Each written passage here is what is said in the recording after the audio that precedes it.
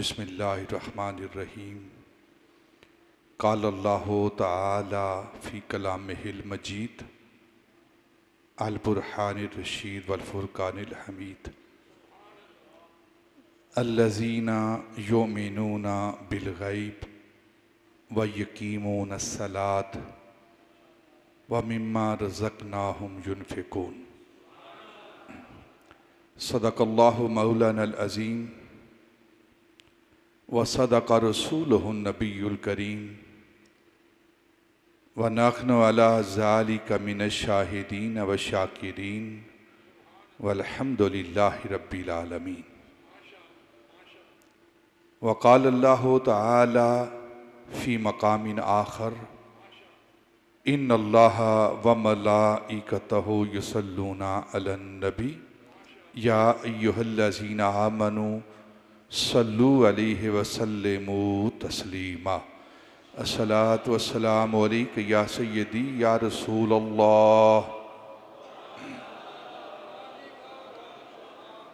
व अला आलिका व अस्हाबिका या सय्यदी या हबीब अल्लाह। अस्सलातु वस्सलामु अलैका या सय्यदी या रसूल अल्लाह व अला आलिका व अस्हाबिका या शफ़ी अल मुज़निबीन। इंतहाई मुअज़्ज़ज़ व मोहतरम सामईन, अरबाब अहले सुन्नत, अदब खुर्दगान निगाह मोहब्बत,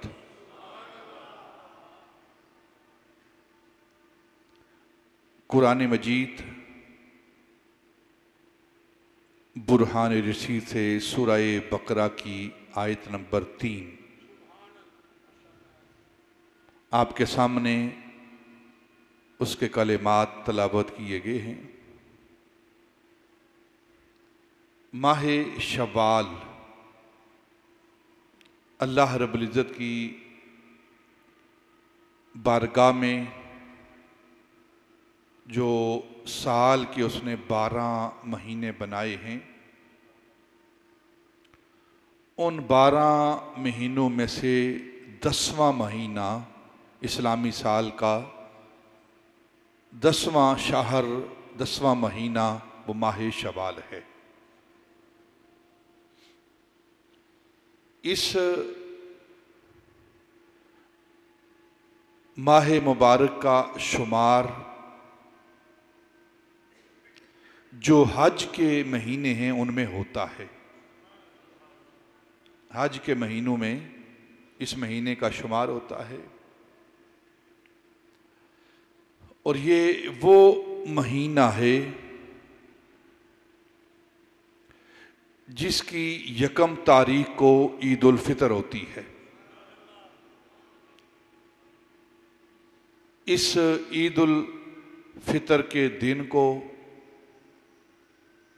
ये जो 1 शवाल होती है, शवाल का पहला दिन होता है, इस दिन को ईद उल फितर भी कहते हैं, यौमुर रहमत भी कहते हैं, यौमुल मग़फ़िरत भी कहते हैं और यौमुल मुबाहात भी कहते हैं। इस दिन को यौमुर रहमत से क्या मुराद है, इसको यौमुर रहमत क्यों कहते हैं?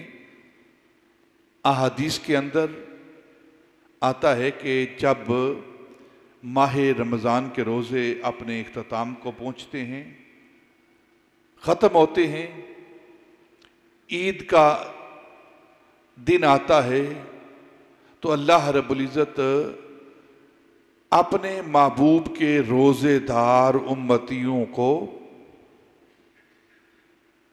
जिन्होंने माह रमज़ान के रोज़े रखे और ईदगाह की तरफ आए हैं, ईदगाह में बैठे हैं आकर, उन सब को नज़र रहमत से देखता है। तो इसलिए इसको यौमुल रहमत भी कहते हैं। दूसरा, इस माह के पहले दिन को यौमुल मग़फ़िरत कहते हैं। अहदीस नबविय्या हैं अलैहिस्सलातु वस्सलाम, नबी पाक सल्लल्लाहु अलैहि वसल्लम ने इरशाद फरमाया कि अल्लाह रब्बुल इज़्ज़त हर माह रमज़ान के दिन के बदले में हर रोज़ अल्लाह रब्बुल इज़्ज़त मेरे महबूब के 6 लाख उम्मतियों की बख्शिश फरमाता है। ये माह रमज़ान जो गुज़रा है इसकी बरकतें क्या हैं, इसके अंदर मगफिरत का क्या आलम है। नबी पाक ने फरमाया कि अगर मेरी उम्मत को ये इल्म हो जाए, इस बात का अंदाज़ा हो जाए, माह रमज़ान की अहमियत का पता चल जाए कि इसकी अहमियत क्या है, तो सारा साल इसकी तमन्ना करें, इसकी तमन्ना करें माह रमज़ान की। ये वो महीना है, नबी पाक ने फरमाया कि हर रात के बदले में, हर दिन के बदले में अल्लाह रब्बुल इज़्ज़त 6 लाख उम्मतियों की बख्शिश फरमाता है। और फिर इस माह के आखिरी अशरे के अंदर एक रात आती है जिसे लैलतुल कद्र कहते हैं। जितनी बख्शिश उसने पूरे महीने के अंदर की होती है, गुज़श्ता दिनों के अंदर की होती है, उतनी बख्शिश अल्लाह रब्बुल इज़्ज़त उस एक रात के अंदर फरमाता है, एक रात के अंदर फरमाता है। और फिर जब आखिरी रात आती है रमज़ान की, तो जितनी बख्शिश पूरे रमज़ान के अंदर होती है उतनी बख्शिश एक रात के अंदर होती है। और फिर यौमुल मगफिरत, ईद का दिन, यकम शवाल का दिन, ये वो दिन है कि जितनी बख्शिश पूरे माह रमज़ान में होती है उतनी बख्शिश अल्लाह रब्बुल इज़्ज़त एक दिन में फरमाता है। इसलिए इसे यौमुल मगफिरत भी कहते हैं, जो ईद का दिन होता है, जो यकम शवाल का दिन होता है। और फिर इसको यौमुल मुबाहात, महबात कहते हैं, फ़ख्र करना, फ़ख्र से बात करना। अल्लाह रब्बुल इज़्ज़त फरिश्तों के साथ उस दिन फ़ख्र फरमाता है। फरिश्तों, तुम कहते थे इंसान को ना बनाओ, जब मैंने कहा था खलीफा बनाने लगा हूँ तो तुम कहते थे खलीफा ना बनाओ, ये जंग करेगा, फसाद करेगा, खून रेजी करेगा। देखो मेरे इन बंदों की तरफ, रोज़े रखे हैं, रातों को क़ियाम किया है, तलावत कुरान करते रहे हैं, दिन को रोज़ा रखते रहे हैं, नमाज़ें पढ़ते रहे हैं, इबादत करते रहे हैं, अपनी निगाहों को झुका के रखते रहे हैं, बुरी बात इन्होंने सुनी नहीं है, किसी के साथ झगड़ा नहीं किया, फसाद नहीं किया, जंगो जदल नहीं किया, आज ही उनकी सारी के साथ रहे हैं। और फिर आज सारे इकट्ठे होकर ये ईदगाह की तरफ आ गए हैं, मस्जिद की तरफ आ गए हैं। तो अल्लाह रब्बुल इज़्ज़त फिर उन बंदों पर फ़ख्र फरमाता है फरिश्तों के सामने और पूछता है, फरिश्तों बताओ, अगर कोई इंसान मेहनत करता है, मुशक्क़त करता है, दिन भर काम करता है, तो उसका अजर क्या है? तो फरिश्ते अर्ज करते हैं, या अल्लाह, उसका अजर ये है कि उसको पूरे दिन की मजदूरी दी जाए, अजर दिया जाए। तो अल्लाह फरमाता है, सुनो फरिश्तों, मेरे ये बंदे 1 माह काम करते रहे हैं, दिन को रोज़ा रखते रहे हैं, रात को तरावी पढ़ते रहे हैं, तरावी के अंदर कुरान सुनते रहे हैं, नमाजें पढ़ते रहे हैं, इबादत करते रहे हैं, हराम और हलाल का ख्याल करते रहे हैं। और फिर आज इनके वो महीना ख़त्म हो चुका है और आज इनकी मजदूरी का अजर का दिन है। तो अल्लाह रब्बुल इज़्ज़त फरमाता है, फरिश्तों तुम गवाह हो जाओ, मैंने इनकी ज़िंदगी के गुज़श्ता सारे गुनाहों को माफ़ कर दिया है, माफ़ कर दिया है, और इनके नामा अमाल में एक भी गुनाह मैंने नहीं छोड़ा, और बख्शिश इनका नसीबा कर दिया है, जन्नत इनका मुकद्दर कर दिया है, जहन्नम इन पर हराम कर दी है मैंने। ये वो दिन है माह शवाल का, जिसके पहले दिन की कदर व कीमत क्या है कि अल्लाह रब्बुल इज़्ज़त उस दिन फ़ख्र फरमाता है अपने महबूब की उम्मतियों पर। और फिर इसके बारे में आता है ये माह मुबारक, नबी पाक सल्लल्लाहु अलैहि वसल्लम ने फरमाया कि जो शवाल के 6 रोज़े रखता है, 6 रोज़े रखता है माह शवाल के, तो रमज़ान के महीने के जो रोज़े रखता है पूरा महीना रोजे रखने के बावजूद वो सिर्फ 1 माह का रोजेदार है, 1 माह का रोजेदार है कि उसने 1 माह रोजे रखे हैं। गिनती के एतबार से 1 माह के रोजे उसके लिखे जाएंगे। लेकिन जो माह शवाल के 6 रोजे रखते हैं, नबी पाक सल्लल्लाहु अलैहि वसल्लम ने फरमाया गोया वो सारी उम्र का रोजेदार है, साइमुद्दहर, वो जमाने का रोजेदार है, यानी पूरी उम्र का रोजेदार है। माह रमजान के 1 माह के रोजे रखकर 1 माह के रोजे रखने कहलाने का वो हकदार है। लेकिन यहाँ 6 रोजे रखकर वो सारा जमाना रोजेदार कहलाने का हकदार है। ये 6 रोजे हमने अगर नहीं शुरू किए तो करने चाहिए। किस अंदाज में रखने चाहिए? इंसान की अपनी मर्जी पर मुनासिर है। अक्सर ये कहा जाता है कि लगातार 6 रोजे रखे जाएं। पहले दिन से लेकर जब ईद पढ़ के फारिग होते हैं, अगला दिन आए तो 6 रोजे रखना शुरू कर दें। इसमें कोई पाबंदी नहीं है, कोई पाबंदी नहीं है।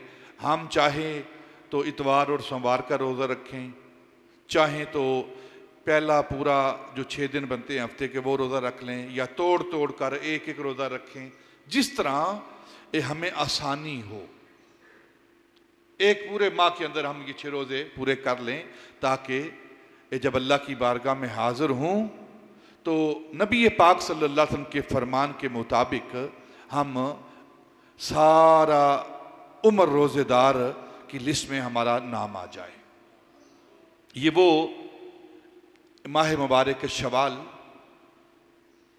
और इस दिन की जो माह शवाल का पहला दिन होता है, इसकी 2 बड़ी इबादतें, इस दिन की 2 बड़ी इबादतें। एक इबादत वो नमाज ईद उल फितर होती है, और दूसरी बड़ी इबादत वो है सदका ए फितर, सदका जो अल्लाह की बारगाह में किया जाता है। नबी पाक ने फरमाया कि इंसान पूरा माह रोज़े रखता है, और जब आखिरी अयाम आते हैं तो ये रोज़े अल्लाह की बारगाह में पेश किए जाते हैं। तो मुसलमान के, मोमिन के, रोज़ेदार के रोज़े आसमान और अल्लाह रब्बुल इज़्ज़त की बारगाह के दरमियान, उसकी कबूलियत के दरमियान मुअल्लक रहते हैं, लटके रहते हैं, जब तक सदका फितर अदा नहीं कर दिया जाता।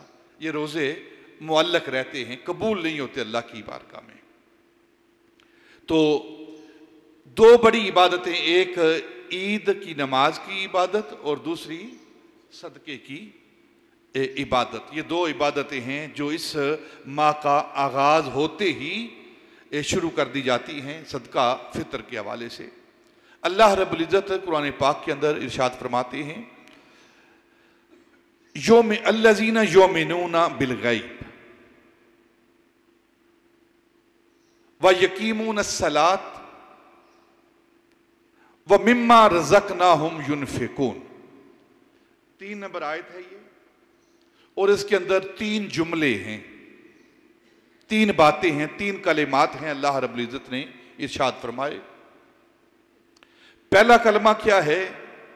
पहला कलमा ये है, पहला जुमला ये है, पहली बात ये है कि जो ईमान वाले हैं, मुत्तकीन हैं, हदायत वाले हैं, सही रास्ते वाले हैं, उनकी निशानी क्या है? अल्लाह फरमाते हैं अल्लज़ीना युमिनूना बिल गैब, जो गैब पर ईमान रखते हैं, गैब पर ईमान रखते हैं, गैब को मानते हैं, गैब पर यकीन रखते हैं, वो ईमान वाले हैं, मुत्तकीन हैं, हदायत वाले हैं। हदायत वालों की निशानी क्या है? कि पहली निशानी अल्लाह रब्बुल इज़्ज़त ने सूरह बकरा की आयत नंबर 3 के अंदर 3 बातें, 3 निशानियां जो बयान की हैं, उन 3 निशानियों में पहली निशानी क्या है? वो निशानी है युमिनूना बिल गैब, वो गैब पर ईमान रखने वाले हैं। गैब क्या है? जिस पर बंदा मोमिन मुत्तकी परहेज़गार ईमान रखता है अल्लाह रब्बुल इज़्ज़त की ज़ात गैबुल गैब है। अल्लाह की ज़ात गैबुल गैब है। तो बंदा मोमिन वो अल्लाह की ज़ात पर ईमान रखता है। युमिनूना बिल गैब, देखा नहीं है, जो हिस्स से दूर हो, हिस्स से गायब हो, उसे गैब कहते हैं। देखने जो 5 हिस्से हैं ना इंसान की, 5 कुव्वतें हैं इल्म हासिल करने की, वो 5 कुव्वत क्या हैं? इंसान देख कर, ठीक है ना, इल्म हासिल करता है किसी चीज का, किसी चीज की खूबसूरती देखने से उसका इल्म उसे होता है। देख कर, सुनकर, चख कर, छू कर, ये 5 चीजें हैं, 5 हिस्सियात हैं जिससे वो महसूस करता है। 5 उसकी हिस्सियात हैं इंसान की जिससे वो महसूस करता है, और महसूस करके वो इल्म हासिल करता है। तो गैब क्या है? जो इन 5 हिस्सों से गैब हो, उसे गैब कहते हैं। और अल्लाह फरमाता है हदायत वाले कौन हैं, ईमान वाले कौन हैं? जो गैब पर ईमान रखते हैं। वो अपनी हिस्सियात पर, अपने महसूसात पर, अपने इदराकात पर जो चीज देख कर, सुन कर, चख कर, टो कर, महसूस करके वो इल्म हासिल करते हैं, उस पर वो इन्हिसार नहीं करते, बल्कि जो अल्लाह और उसके रसूल ने फरमाया है उस पर इन्हिसार करते हैं। गैब पर ईमान रखते हैं। अल्लाह रब्बुल इज़्ज़त की ज़ात गैब और तौहीद पर ईमान रखते हैं, अल्लाह की ज़ात पर ईमान रखते हैं। फरिश्ते देखे नहीं हैं, उन पर ईमान रखते हैं। जन्नत को देखा नहीं, उसको मानते हैं। जन्नत की नेमतें देखी नहीं हैं, उनको मानते हैं। हूरो गिलमान को देखा नहीं है, उनको मानते हैं। जहन्नम को देखा नहीं, उसको मानते हैं। जहन्नम के अजाब को चखा नहीं, उसको मानते हैं। फरिश्तों को देखा नहीं है, उसको मानते हैं, फरिश्तों को मानते हैं। कब्र के अंदर की जो बरज़ख की जिंदगी है, उस जिंदगी को देखा नहीं, उस पर ईमान रखते हैं। अजाब और सवाब पर ईमान रखते हैं, जज़ा और सज़ा पर ईमान रखते हैं। ये सारी चीजें क्या हैं? ये गैब हैं। अल्लज़ीना युमिनूना, बोलो अल्लज़ीना युमिनूना बिल गैब। वो गैब पर ईमान रखने वाले कौन? जो हदायत वाले हैं, वो गैब पर ईमान रखने वाले हैं। यानी कि अल्लाह को देखा नहीं, ईमान रखते हैं। जन्नत को देखा नहीं, ईमान रखते हैं। जहन्नम को देखा नहीं, ईमान रखते हैं। फरिश्तों को देखा नहीं, ईमान रखते हैं। हूरो गिलमान को देखा नहीं, ईमान रखते हैं। जन्नत की नहरों का मुशाहिदा नहीं किया, ईमान रखते हैं। फरिश्तों को देखा नहीं है, ईमान रखते हैं। जहन्नम को देखा नहीं, ईमान रखते हैं। कब्र की बरज़ख की जिंदगी को देखा नहीं, जिंदगी पर ईमान रखते हैं। जज़ा और सज़ा को देखा नहीं, ईमान रखते हैं। अल्लज़ीना युमिनूना बिल गैब। अब एक है इंसान देख कर ईमान लाता है, मुशाहिदे के साथ ईमान लाता है, किसी दलील को देखकर ईमान लाता है, और एक है गैब पर ईमान रखता है। इन दोनों में से, दोनों ईमानों में से अफजल ईमान, आला ईमान और कीमत वाला ईमान कौन सा ईमान है? तो तमाम उलमा इस बात पर मुत्तफिक हैं कि जो ईमान बिल गैब है वो सबसे आला दर्जे का ईमान है। जो ईमान बिल गैब है वो सबसे आला दर्जे का ईमान है। नबी पाक सल्लल्लाहु अलैहि वसल्लम ने अपने सहाबा से सवाल किया, मेरे सहाबा ये बताओ, अय्युहुम आजबु ईमानन, सबसे अजीब ईमान वाला कौन है? तो सहाबा रिज़वानुल्लाहि ताला अलैहिम अजमाइन ने नबी पाक की बारगाह में अर्ज की, या रसूलुल्लाह सल्लल्लाहु अलैहि वसल्लम, सबसे अजीब ईमान वाला, सबसे आला ईमान वाला अंबिया हैं, उनका ईमान सबसे आला ईमान है। नबी पाक सल्लल्लाहु अलैहि वसल्लम ने फरमाया, उनका मानना ये आला और अजीब ईमान कैसे हो गया? उन्होंने तो जिब्रील अमीन को आते हुए देखा है, अल्लाह की बारगाह से पैगाम लाते हुए, वाही लाते हुए खुद उन्होंने देखा है। उनका ईमान फिर अजीब तरह किस तरह हो गया? तो फिर सहाबा ने अर्ज की, या रसूलल्लाह, फिर हमारा ईमान ये अजीब ईमान है।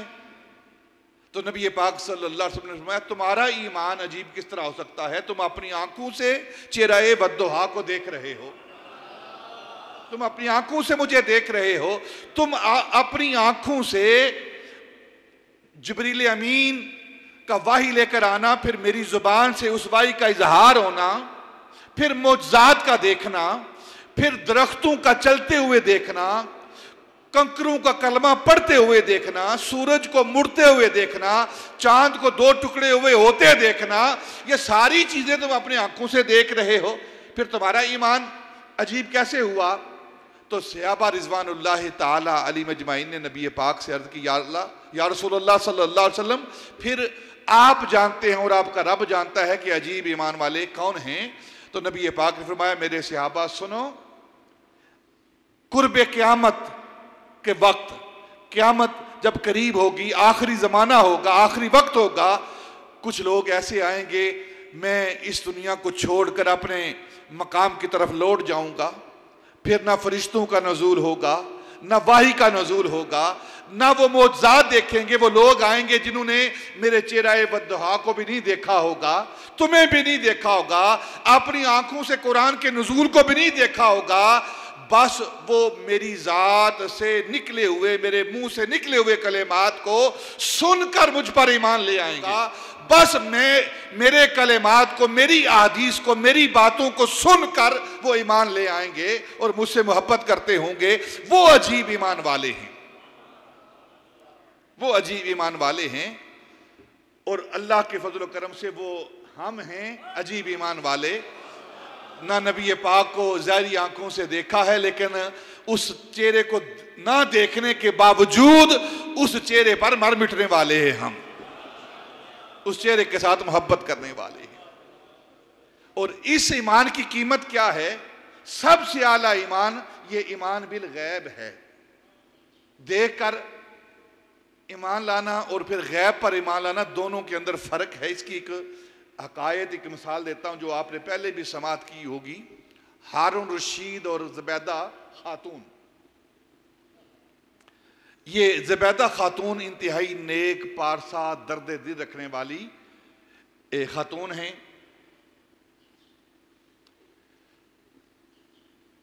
बड़ी पाकीज़ा ख्यालात रखने वाली। नहर ज़ुबैदा जो उन्होंने इराक से, दारुल खिलाफे से मक्कातुल मुकर्रमा तक पहाड़ों के दरमियान उन्होंने नहर खोदी थी, नहर बनवाई थी, जिसे नहर ज़ुबैदा कहते हैं। आज भी उसके आसार, उसके खंडरात उन पहाड़ियों के दरमियान मौजूद हैं। जो हाजी हज करने के लिए आते थे, उनके लिए पानी का एहतमाम नहीं होता था, तो इराक से, अपने दारुल खिलाफा से लेकर मक्कातुल मुकर्रमा और मदीनातुल मुनव्वरा तक उन्होंने ये इस नहर को खुदवाया था। ये वो खातून हैं। और उनके दौर में एक शख्सियत, एक ज़ात जिसे बहलोल दाना कहते हैं, बहलोल दाना कहते हैं, एक मजजूब शख्स था। बज़ाहिर उसने अपने आप पर पागलपन तारी किया हुआ था, दीवाना बन के फिरता था, लेकिन अंदर से वो बड़ा दाना था, जानने वाला था। उलमा ने लिखा है कि अपने वक्त का वो शेखुल हदीस, शेखुल कुरान और अपने वक्त का सबसे बड़ा आलिम वो था, लेकिन किसी वजह से, किसी मामले की वजह से रूप बदला हुआ था। तो बहलोल दाना का दौर था। तो एक दिन हारून रशीद और ज़ुबैदा खानम, ज़ुबैदा खातून, ये दोनों दरियाए दजला के किनारे ये वॉक करने के लिए, सैर करने के लिए अपने महल से निकल कर वहाँ सैर कर रहे थे।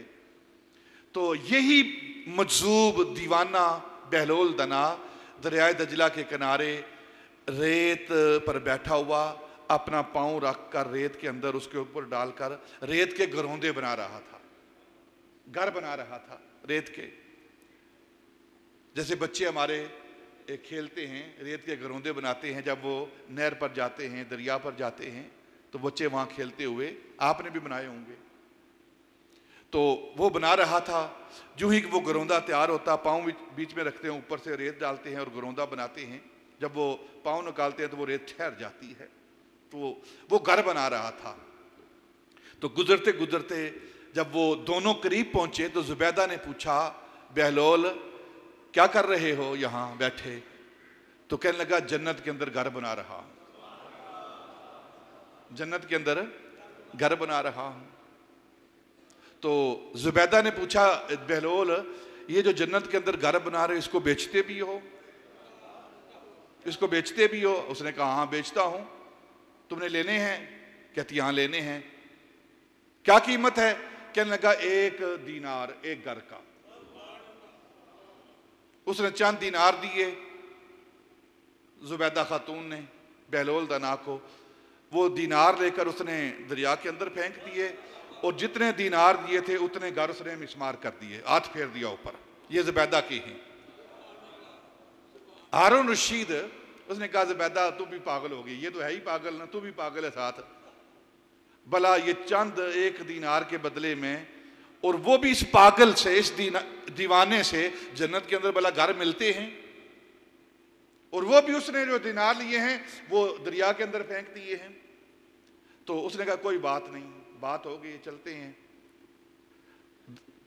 दीनार लेकर दरिया में फेंक दिए, घरौंदे मिटा दिए, घर मिटा दिए, दोनों घर चल दिए। हारून रशीद कहने लगा, तू वैसे ही अपने माल को, पैसे को जाया करती है, ये किसी गरीब को दे दिए जाते। उसने दरिया के अंदर फेंक दिया। अब दरिया के अंदर ये पैसे फेंकने का क्या मतलब है? पैसे जाया करने का मामला सारा। उसने कहा, कोई बात नहीं, अल्लाह ने सब कुछ दिया है, अगर ये चंद टक्के जाया हो गया तो कोई बात नहीं, चलते हैं घर। चलते हैं घर, चले गए। रात हुई, दोनों सो गए। तो हारून रशीद ने ख्वाब देखा। ख्वाब क्या देख रहा है कि वो जन्नत के अंदर दाखिल हुआ है और एक बहुत खूबसूरत महल को देखा। उस महल के बाहर लिखा हुआ था, ये महल जुबैदा खातून का महल है, जुबैदा खातून का महल है। ईमान बिल गैब, इसकी कीमत क्या है? और जो ईमान बिल मुशाहदा है, देख कर ईमान है, उसकी कीमत क्या है? तो जुबैदा खातून का ये महल है जन्नत के अंदर। तो वो हारून रशीद उस महल के अंदर दाखिल होने लगा तो फरिश्तों ने रोक दिया, तुम अंदर दाखिल नहीं हो सकते। कहने लगा, क्यों नहीं दाखिल हो सकते? मेरी जोजा है, मेरी बीवी है, मेरी खातून है, उसके घर के अंदर दाखिल हो रहा हूं।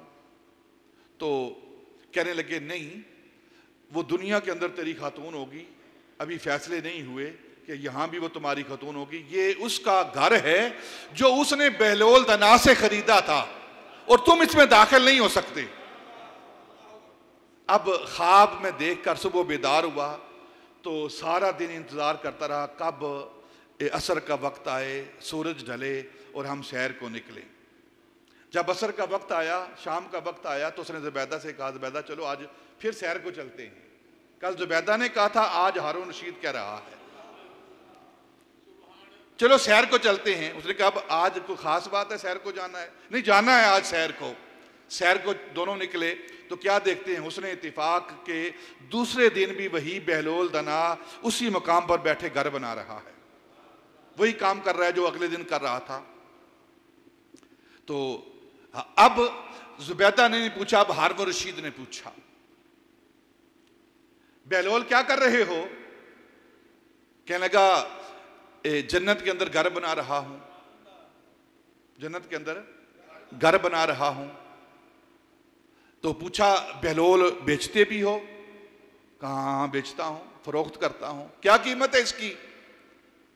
कहने लगा, इसकी कीमत जन्नत के अंदर जो मैं घर बना रहा हूं, इसकी कीमत तेरी सारी हुकूमत है, सारी तेरी हुकूमत, वो इसकी कीमत है। कहने लगा, अजीब मामला है, कल एक दिन के अंदर इतनी कीमत बढ़ गई है। कल 1 दीनार में, 1 दिरहम में बेच रहा था और आज पूरी हुकूमत के बदले में बेच रहा है। कहने लगा फर्क है, कल जिन्होंने खरीदा था बिन देखे खरीदा था, जो आज खरीदार हैं वो देख कर खरीद रहे हैं। जो कल के खरीदार थे वो गैब पर ईमान रखते हुए वो खरीद रहे थे, बिन देखे खरीद रहे थे। जो आज का खरीदार है वो देख कर खरीद रहा है। तो फिर देख कर खरीदने वालों के लिए कीमत यही है। युमिनून बिल गैब, पहली बात ईमान वालों के लिए जो उनकी निशानी बयान की गई है वो क्या है?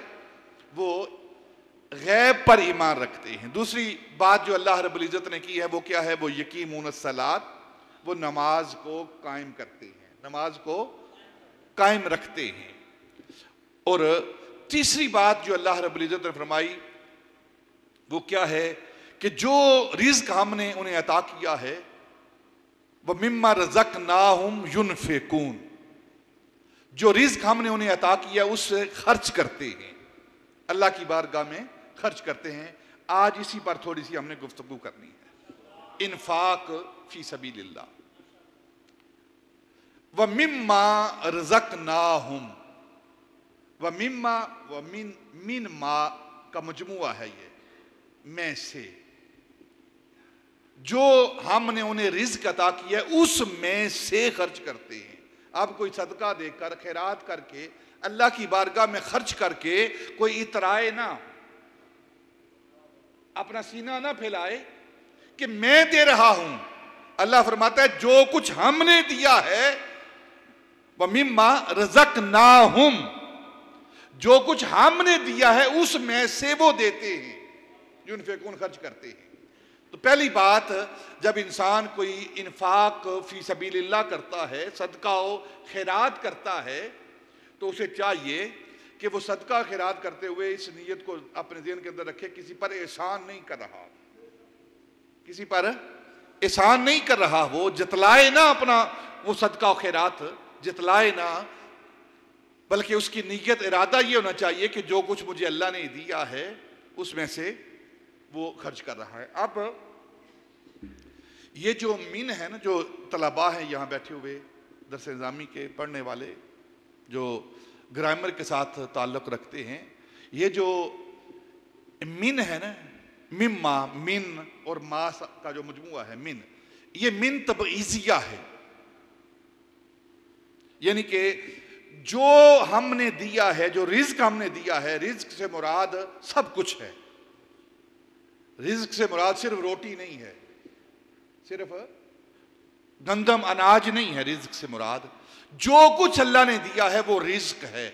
सेहत, जिंदगी, हयात, रोटी, पानी, ये सब कुछ जो कुछ अल्लाह ने इंसान को दिया है, माल दिया है, दौलत दी है, घर दिया है, कारोबार दिया है, गाड़ी कोठी दी है, कुछ दिया है, ये सारा उसका दिया हुआ रिज़्क है, ये रिज़्क के शुमार में आता है। तो अब जो कुछ अल्लाह ने दिया है उसमें से वो खर्च करते हैं। जो आम बंदाए मोमिन है, जो आम लोग हैं, उनके लिए जो निसाब मुतय्यन किया गया है वो उस रिज़्क में से है। कितना है? अगर हम ज़कात का निसाब लगाएंगे तो 2.5% है 100 में से, 100 में से 2.5 रुपये, ये इसका निसाब है। मिन का जो माना है वो ये है। जो आम बंदाए मोमिन है, आम लोग हैं, आम ईमान वाले हैं, उनके लिए जो निसाब मुतय्यन किया गया है वो मिन है से। और जो अल्लाह के खास बंदे होते हैं उनके लिए ये निसाब नहीं, बल्कि उनके लिए क्या है कि वो अपने माल में से नहीं खर्च करते, बल्कि सारे का सारा माल दे देते हैं। सारे का सारा माल वो अल्लाह की राह में दे देते हैं। और वो कल्ब रखने वाले हैं, वो दिल रखने वाले हैं जिस दिल के अंदर सब्र भी है। माल के जाने के बाद जो इंसान महसूस करता है कि मेरा माल चला गया है, तो उस पर वो सब्र करने वाले होते हैं। और उनके कलूब के अंदर माल की मोहब्बत नहीं होती, बल्कि अल्लाह रब्बुल इज़्ज़त की मोहब्बत होती है, अल्लाह के रसूल की मोहब्बत होती है। और वो हस्ती कौन हस्ती है? उसे सैयदना अबू बकर सिद्दीक कहते हैं। इसी हवाले से किताबों के अंदर एक बात आती है ना कि किसी बंदे ने किसी वली किसी नेक बंदे से पूछा कि ज़कात का सदके का निसाब क्या है, तो उस जवाब देने वाले ने पूछा कि तुम उलमा की ज़बान से जानना चाहते हो या आशिकों की ज़बान से जानना चाहते हो। इसका जवाब तो उन्होंने कहा दोनों ही बता दो। तो उन्होंने कहा कि जो उलमा की ज़बान है वो ये है कि 100 में से 2.5 रुपये ये निसाब है ज़कात का, सदक़े का, खैरात का, कि 100 में से 2.5 रुपये आप खर्च कर दें। ये उलमा का निसाब है, ये किताबों का निसाब है। और रही बात आशिकों की, तो आशिकों का निसाब क्या है, वो 2.5% नहीं देते बल्कि जो कुछ आता है अल्लाह की बारगाह में सब का सब खर्च कर देते हैं। तो पूछने वाले ने सवाल किया कि ये जो मसला है ये आपने कहाँ से हासिल किया, किस से आपने मिसाल ली है? तो कहने लगे कि ये मसला हमने सैयदना अबू बकर सिद्दीक से लिया है कि जो कुछ अल्लाह ने दिया है सब कुछ नबी पाक सल्लल्लाहु अलैहि वसल्लम के कदमों में लाकर ढेर कर दिया। और गज़वा तबूक इस बात पर शाहिद है। गज़वा तबूक जिसे जैशुल उसरा कहते हैं, उस दिन नबी पाक सल्लल्लाहु अलैहि वसल्लम जुमातुल मुबारक के दिन मस्जिद नबी के अंदर बैठकर ऐलान फरमा रहे हैं। सारे सहाबा अपनी ताकत के मुताबिक जो कुछ उन्हें मिला था वो नबी पाक की बारगाह में हदिया पेश कर रहे हैं, सदका दे रहे हैं, जिहाद के लिए माल दे रहे हैं। और सैयदना अबू बकर सिद्दीक रज़ी अल्लाह ताला अपने घर वापस लौटे और अपने घर से जो कुछ था उनके घर के अंदर सारा सामान जमा करके अपने सर पे रखा और आकर नबी पाक की बारगाह में पेश किया। नबी पाक सल्लल्लाहु अलैहि वसल्लम ने पूछा, मा अब कई ताले आहले का या अबा बकरिन, अबू बकर, हदीस की सारी किताबों के अंदर ये हदीस पाक मौजूद है कि ए अबू बकर, अपने सर पर माल रख कर आए हो, ये बताओ कि यहां लेकर के आए हो और घर में क्या छोड़ के आए हो? तो अर्ज की या रसूलल्लाह, अबू बकर के पास जो कुछ था वो आपकी बारगाह में लाकर हाजिर कर दिया है। रही बात अबू बकर अपने घर में क्या छोड़ के आया है, अब कई तो लहुम अल्लाह व रसूलहू, अपने घर में या अल्लाह छोड़ के आया है या उसका रसूल छोड़ के आया है, या उसका रसूल छोड़ के आया है। तो ये मिम्मा रज़क़नाहुम युनफ़िकून, जो कुछ दिया जाता है, जो रिज़्क़ अता किया जाता है उसमें से खर्च करने वाले हैं कौन? जो ईमान वाले हैं, जो मुत्तकी हैं, जो हदायत वाले हैं, जो परहेजगार हैं। ये सूरह बकरा के अंदर इस बात का इजहार किया जा रहा है। इन्फाक फी सबीलिल्लाह, अल्लाह की राह में खर्च करना, जिसे सदका कहते हैं। सदके की 2 किस्में हैं, एक सदका वाजिबा और एक सदका नाफिला। सदका वाजिबा और सदका नाफिला। सदका वाजिबा क्या है? जो हम पर फर्ज कर दिया गया है, वाजिब कर दिया गया है, जैसे ज़कात है, साहिब निसाब पर ज़कात, बोलो ना, फर्ज है साहिब निसाब पर। साहिब निसाब पर सदका फितर, कुर्बानी, ठीक है, ये वाजिब है। कुर्बानी, सदका फितर, ज़कात, ये वाजिब है। ये वो सदकात हैं जो वाजिब हैं इंसान पर, जिसने हर हाल में अदा करने हैं। जब उस एक क्राइटेरिया को पा लेगा, छू लेगा, तो उस पर ये चीज़ें लाजम हो जाएंगी। और एक है सदकात नाफिला, जो वाजिब तो नहीं है लेकिन इंसान अपनी खुशी के साथ अल्लाह रब्बुल इज़्ज़त की मोहब्बत में, अल्लाह के रसूल के हुक्म की मोहब्बत में, अपने मुसलमान भाइयों की मोहब्बत में, उनके साथ जो मामलात करता है, उनकी गुर्बत को मिटाने के लिए, उनकी भूख को मिटाने के लिए, उनके दिल को खुश करने के लिए। हत्ता के नबी पाक ने फरमाया कि अगर कोई बंदा मोमिन अपने मोमिन भाई के लिए एक मुस्कुराता हुआ जुमला, मुस्कुराते हुए चेहरे के साथ जुमला अदा करता है, तो वो उसका जुमला भी सदका है और उसका मुस्कुराता हुआ चेहरा अपने दूसरे मुसलमान भाई के लिए बशाशतुल वजह जिसे कहते हैं, स्माइलिंग फेस जिसे कहते हैं, यह भी सदका है। यह भी सदका है कि अपने मुसलमान भाई के साथ जब इंसान मिलता है, अपने साथियों के साथ मिलता है, तो अपने चेहरे पर खुशी लाकर, स्माइलिंग फेस लाकर, वो बशाशतुल वजह के साथ, खुले चेहरे के साथ अपने मुसलमान भाइयों के साथ जब मुलाकात करता है, तो उसका ये मुलाकात करना भी ये सदका है। और ये इस्लाम की तालीम है जो हमने छोड़ दी है। पहले तो हम अपने मुसलमान भाई को सलाम ही नहीं करते। बशाशतुल वजह तो बड़ी दूर की बात है ना, उसकी तरफ देखते ही नहीं है, वो उधर से गुजर रहा है, ये इधर से गुजर रहा है, स्माइलिंग फेस देते ही नहीं है हम किसी को। आप बैरून मुल्क जाएं, देखें वहां किस अंदाज में अजनबी है या जानने वाला है, मिलने वाला है, हर एक को बशाशतुल वजह जो इस्लाम की तालीम है उसके साथ वो एक दूसरे को मिलते हैं। और मुसलमान की ये बुनियादी तालीम थी जो मुसलमान छोड़ चुका है। हम जब भी अपने भाई से मिलें, वो हमें जानने वाला है या हम उसे जानने वाले हैं या नहीं जानने वाले, जब भी उससे मुलाकात करें तो खुले चेहरे के साथ, स्माइलिंग फेस के साथ, बशाशतुल वजह के साथ हम उसको मिलें और उसको सलाम पेश करें।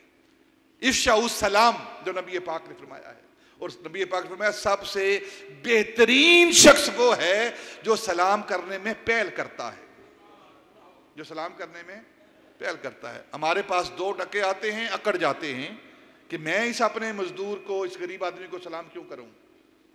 हालांकि नबी पाक सल्लल्लाहु अलैहि वसल्लम सलाम करने में पहल किया करते थे, सलाम करने में पहल किया करते थे। 2 लफ्ज आ जाए ना किसी को, 2 लफ्ज आ जाए सिर्फ, तो 2 लफ्जों वाला अपने आप को इतना बड़ा समझता है कि मैं प्रोफेसर हो गया हूं, PhD कर लिया, लामा हो गया हूं, फामा हो गया हूं, अब मैं इन लोगों के साथ मैं इनको पहले सलाम करूं, नहीं मेरा हक बनता कि ये मुझे सलाम करे ना। नबी पाक से बढ़कर इल्म वाला कोई नहीं इस कायनात के अंदर, आपसे बढ़कर इस कायनात के अंदर इल्म वाला कोई नहीं। जितना इल्म अल्लाह रब्बुल इज्जत ने अपने महबूब को अता किया है, किसी को अता नहीं किया। थोड़ी सी अकल आ जाए ना, थोड़ी सी अकल आ जाए तो कहते मैं ये जो कम अकल वाले इनको सलाम क्यों करूं। और मेरे आका ताजदार मदीना सल्लल्लाहु अलैहि वसल्लम की जात वो जात है कि आपको कितनी अकल अता की गई है।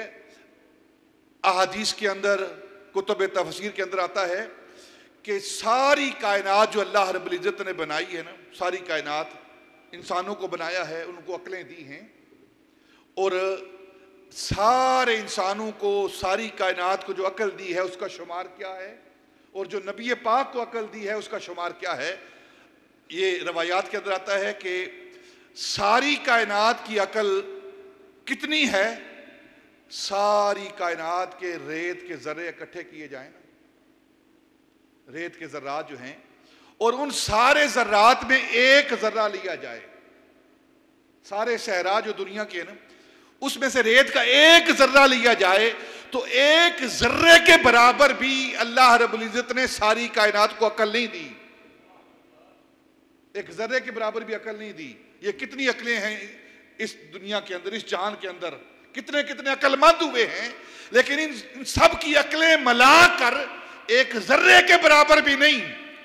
और अपने महबूब को कितनी अकल अता की है, सारी कायनात के जर्रे मिलाकर उसका एक जर्रा सारी कायनात को दिया है, और सारी कायनात की अकल और सारे जर्रों को मिलाकर जितनी अकल बनती है उससे ज्यादा अकल अपने महबूब को अता की है। अपने थोड़ी सी अकल मिल जाती है तो कहते हैं हम इन लोगों को सलाम क्यों करें। ये इस्लाम का तरीका नहीं। अल्लाह रब्बुल इज्जत ने सबसे ज्यादा अकल अपने महबूब को अता की है, बल्कि सारी कायनात की अकल वो महबूब की अकल की खैरात है। जिस तरह सारी कायनात का हुस्न मुस्तफा की ज़कात है ना, इसी तरह सारी कायनात की अकल मुस्तफा की ज़कात है। और वो महबूब जिसको अकल दी गई है, जिसको इल्म दिया गया है, जिसको हुस्न दिया गया है, सारी कायनात के मर्तबे दिए गए हैं, मकाम दिया गया है, सारी कायनात की इज्जतें दी गई हैं, और अल्लाह ने जिसको अपना महबूब बनाया है उसकी सुन्नत क्या है, वो पहले सलाम करते हैं। और हमारे पास ना इल्म है, ना अकल है, ना शक्ल है, ना शऊर है, ना फ़हम है, ना इदराक है, ना माल है, ना इज्जत है, ना आबरू है, और फिर भी अकड़े फिरते हैं। तो बशाशतुल वजह, जहां से बात शुरू हुई है कि खुले चेहरे के साथ, खुले चेहरे के साथ। और फिर कुरान पाक के अंदर कलमाए मारूफ का लफ्ज है। मारूफ यानी कि नेकी वाले कलमे के साथ भी गुफ्तगू करना, यह भी सदका है। अच्छी किसी को बात कह देना, किसी के दिल को खुश कर देना, यह भी सदका है। और हम तो कोशिश करते हैं कि अपने कौल से, अपने फेल से, अपने अमल से अपने मुसलमान भाई को दुख पहुंचाएं। हमारी ये कोशिश होती है। अगर ये मेरी बात समझ ना आए तो अपने अमल को देख लेना, हम सब अपने अमल को देख लें कि किस अंदाज में अपने दूसरे मुसलमान भाई को हम तकलीफ पहुंचाते हैं। अपने घर का सारा गंद दूसरे मुसलमान भाई के दरवाजे के आगे करते हैं कि नहीं करते? तकलीफ पहुंचाते हैं। यह काम मुसलमान को जेब नहीं देता। मुसलमान कौन है, मोमिन कौन है, मुत्तकी कौन है? कुरान बयान कर रहा है जो अपने मुसलमान भाई को तकलीफ नहीं देता, उसके लिए राहत पहुंचाता है। जो ईमान के 70 दर्जे बयान किए हुए हैं, पढ़े ना आप, ईमान के 70 दर्जे जो बयान हुए हैं, उनमें से कम जो दर्जा है वो क्या है? रास्ते से तकलीफ दे चीज को हटाना।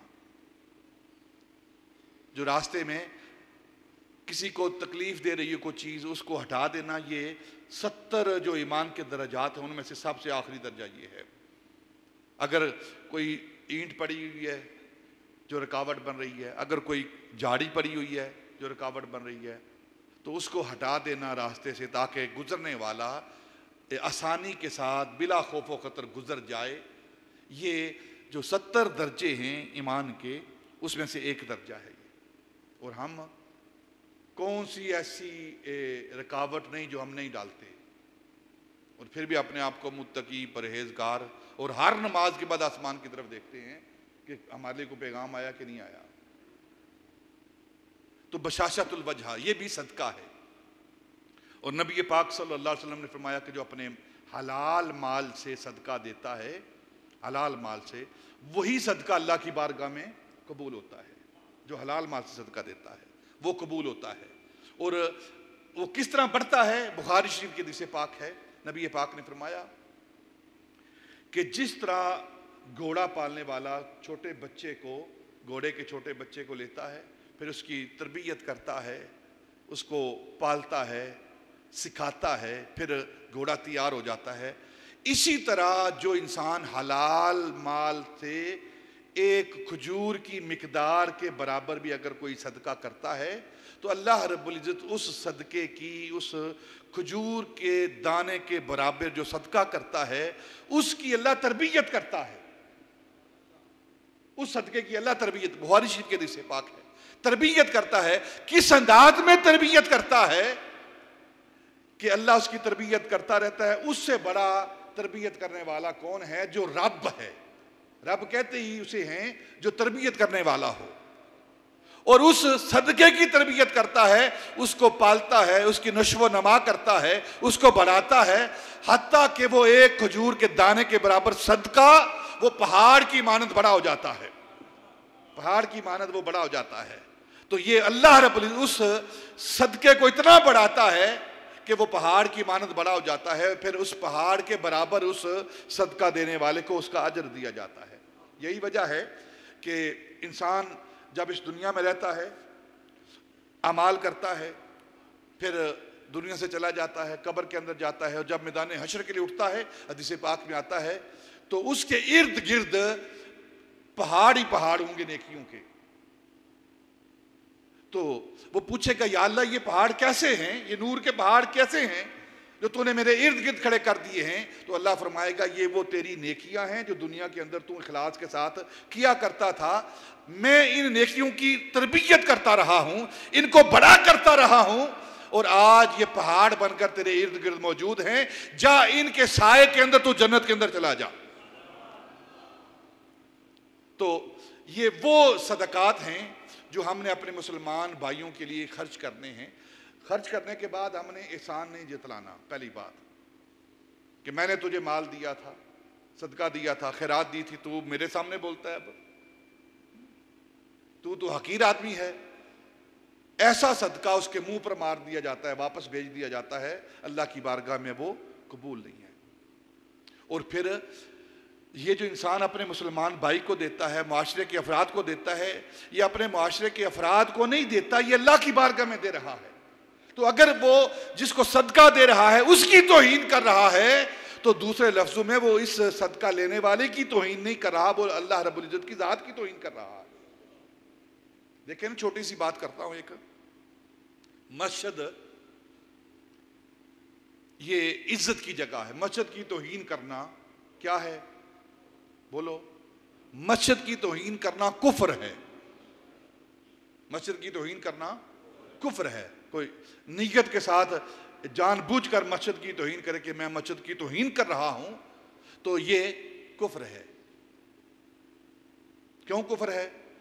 इसलिए कि एक आम इबादत, एक आम हुक्म नमाज का है, सजदे का है, जो कुरान ने बयान किया है। इस सजदे की अदायगी की जगह मस्जिद है।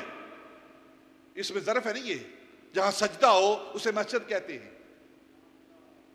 तो अब जो नमाज के अदायगी की जगह है मस्जिद, उसकी ताजीम है, उसकी तकरीम है, उसकी इज्जत है, और उसकी तौहीन कुफ्र है। काबे की तौहीन, बोलो, कुरान की तौहीन कुफ्र है।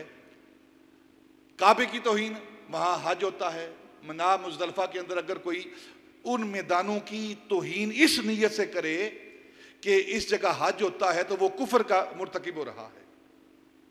इसी तरह माह रमज़ान की तौहीन करने वाला, उसके अंदर जो फर्ज रोजे हैं, अल्लाह के अहकाम है, वो पूरे होते हैं, तो उसकी तौहीन करने वाला भी गुनहगार, कुफ्र का इल्तिजाम करने वाला है।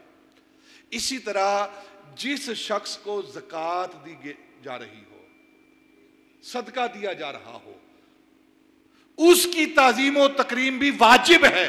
जिस तरह मस्जिद की ताजीम वाजिब है, जिस तरह काबे की ताजीम वाजिब है, जिस तरह रमजान की ताजीम वाजिब है, इसी तरह जिसको सदका दिया जा रहा है, जिसको ज़कात दी जा रही है, उसकी ताजीम भी वाजिब है।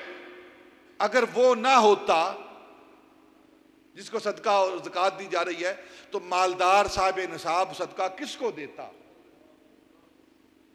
इसलिए इनकी तौहीन करना, इनको छोटा समझना, इससे हमें सोचना चाहिए और इससे बाज रहना चाहिए। जो हम माल दे रहे हैं, दे तो ही दे रहे हैं, हकीकत में अल्लाह की बारगाह में दे रहे हैं, अल्लाह की बारगाह में दे रहे हैं। फिर माल देकर फिर एहसान जतलाना, तौहीन नहीं करनी, एहसान नहीं जतलाना। कहते हैं नेकी कर दरिया में डाल, ठीक है ना, बस नेकी करो, उसके बाद भूल जाओ, अल्लाह की बारगाह में उसे पहुंचा दिया है, वो सबसे बेहतर अजर देने वाला है। और फिर ये सदका कैसा सदका है? जब इंसान सदका दे, नबी पाक ने फरमाया कि आखिरत की आग को, जहन्नम की आग को बुझाओ, बेशक एक खजूर सदका देकर बुझाओ। एक खजूर सदका करके आखिरत की आग को बुझा दो। गोया सदका वो अमल है जो आखिरत की आग को बुझाता है और दुनिया में आने वाले जो अजाब हैं उनको टालता है। इस सदके की वजह से असदक़तो तरुद्दुल बला, नबी पाक ने फरमाया सदका आने वाली बलाओं को टाल देता है। जिस तरह एक दीवार आगे हायल हो जाती है तो कोई इंसान दीवार फांद कर अंदर नहीं आ सकता, इसी तरह जब कोई मुसीबत आती है, परेशानी आती है, कोई गम आने वाला होता है, तो जो इंसान सदका दे देता है, फिर उसके आगे एक दीवार हायल हो जाती है और वो उस आने वाली मुसीबत, परेशानी, गम से बच जाता है। आज बीमारियों ने हम पर हमले किए हुए हैं, वबाओं ने हम पर हमले किए हुए हैं, तो इन वबाओं से बचने के लिए हमारे पास नबी पाक की तरफ से क्या तालीम है? वो है सदका करें। हजरत मूसा अलैहिस्सलाम की कौम का एक धोबी था, तो उसका काम था लोगों के कपड़े लेकर धोकर उनको वापस करता और अपना जिंदगी का मुआश का जरिया चलाता था। तो एक दिन उसने लोगों के इकट्ठे किए हुए कपड़े वो बांधे, गठड़ी बांधी, और जब उठाने लगा, अभी वो उठा रहा था तो दरवाजे पर दस्तक हुई। किसने दरवाज़ा खटखटाया? वो दरवाजे पर गया तो साइल खड़ा था, फ़कीर खड़ा था। उसने कहा मुझे अल्लाह के नाम पर कुछ दो। उस धोबी ने उसकी जेब में जो भी कुछ था, रुपया था, उस वक़्त का जो सिक्का था, उसने उसको दे दिया और उस गठड़ी को उठाया, उठाकर दरिया की तरफ चल दिया। जब दरिया पे पहुंचा तो उस गठड़ी को नीचे रखा। जो ही नीचे रखा, थोड़ा पीछे हटा, देखा तो उस गठड़ी से एक बहुत बड़ा सांप, अजदहा, वो निकलता हुआ बाहर निकलकर वो झाड़ियों से होता हुआ जंगल की तरफ चला गया। वो खौफजदा हुआ उसको देखकर कि ये वो सांप है जिसको मैं घर से उठाकर यहाँ लाया। परेशान वह गठरी को वहीं छोड़ के भागता हुआ हज़रत मूसा अलैहिस्सलाम की बारगाह में हाज़िर हुआ कि ऐ अल्लाह के नबी, अल्लाह के रसूल, पैगंबर, मेरे साथ ये मामला हुआ है, ये क्या मामला है? तो आपने फरमाया कि जब तू वो गठड़ी घर से उठाने लगा था तो तेरे साथ कोई मामला हुआ था? तो उसने कहा मामला हुआ था कि जब मैं वो गठड़ी उठाने लगा था तो दस्तक हुई थी, तो एक साइल आया था और उसने मुझे सदका करने के लिए कहा था, तो मैंने एक सदका दिया था। फरमाने लगा वो जो साइल है वो तेरी तकदीर बन के आया था और तेरी तकदीर के अंदर सांप का डसा जाना लिखा था, तूने सदका देकर उस तकदीर को टाल दिया है, तकदीर को टाल दिया है। तो ये आने वाली जो मुसीबतें हैं, सदका उनको टाल देता है। तो हम ये सदका खैरात किया करें, अल्लाह का भी हुक्म है, अल्लाह के रसूल का भी हुक्म है।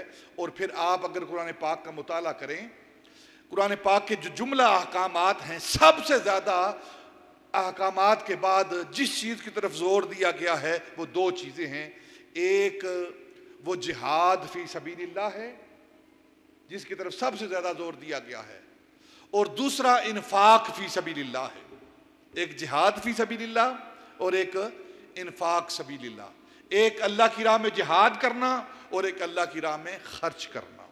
ये दो चीज़ों का सबसे ज़्यादा कुरान पाक के अंदर हुक्म दिया गया है। अल्लाह रब्बुल इज़्ज़त हमें इन बातों पर अमल करने की तौफीक अता फरमाए। वमा अलैना इल्लल बलाग।